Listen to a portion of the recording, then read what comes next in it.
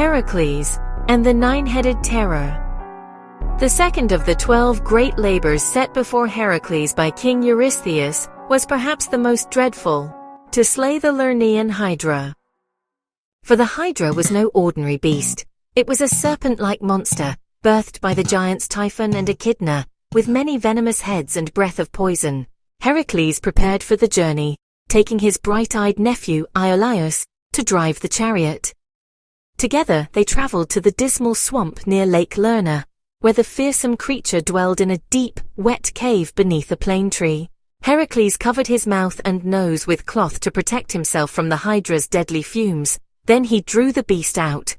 He launched flaming arrows into the creature's lair, stirring the monster into a furious rage. Out of the cave slithered the Hydra.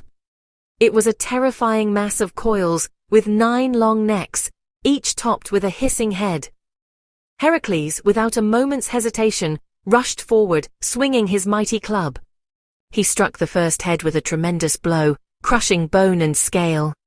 But just as the head dropped, 2 new, equally dreadful heads immediately sprouted from the wound, thrashing and snapping at the hero.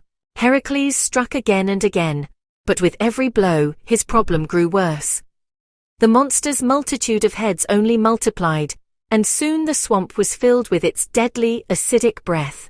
It was then that Queen Hera, Heracles' eternal foe, sent a new adversary. A giant crab, Carcinos, scuttled out of the marsh water and clamped its immense claw onto Heracles' foot, trying to distract him from the beast. Crying out, Heracles quickly stomped the life out of the massive Carcinos. Then, seeing his uncle Heracles in distress, the wise Iolaus called out a suggestion he had swiftly devised. "Uncle, the club is useless. The fire! We must use fire to seal the wounds before new heads can grow." Heracles quickly understood. He shouted for Iolaus to light a torch from the burning reeds. The new plan worked perfectly.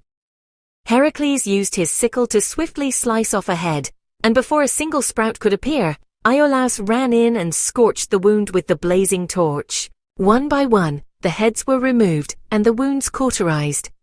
Finally, only the middle head, the immortal one, remained.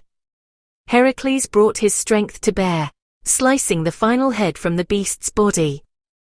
Heracles then buried the immortal head deep beneath a massive stone, where its evil could not escape, and he soaked his arrows in the Hydra's deadly venom, ensuring no enemy could ever stand against his poisoned shafts.